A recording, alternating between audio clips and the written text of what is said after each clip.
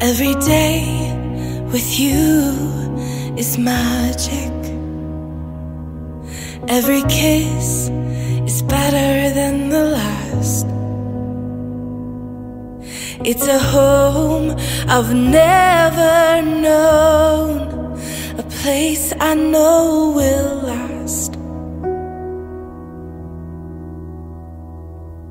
For a lifetime of I love yous, two hearts, one beat.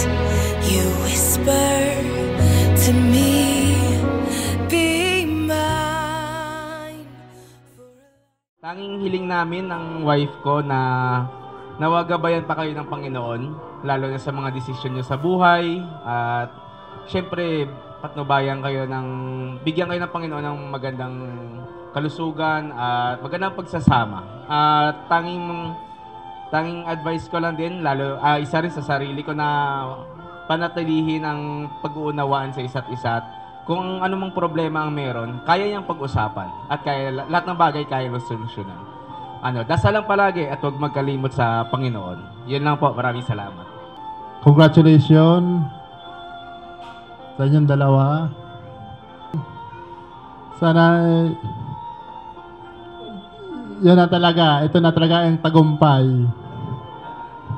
Best wishes and congratulations. Daming struggle na nangyari. They're still together. Ayun, I hope mapatatag nyo pa yung pananampalataya nyo. Tapos makabuo kayo ng mas maraming pamilya.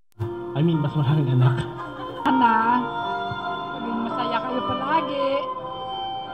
Biyayaan kayo ng maraming PB. Maging matagumpay kayo sa buhay. Yun lang. And best wishes, we're all wishing lots of love and happiness.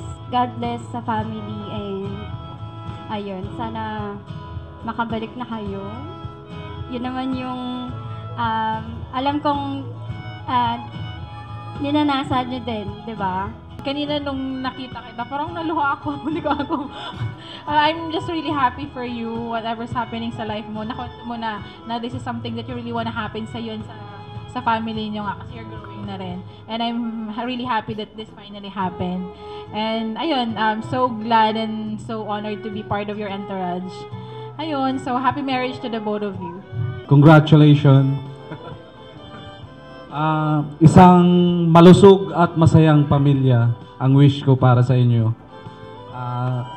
Thank you sa magandang samahan natin. Nandito lang ako lagi, alam mo naman yung pre. Yun lang, alagaan mo sana yung pamilya nyo. Ngayon, pinagkaisa na kayo ng Ama. I must have called you out of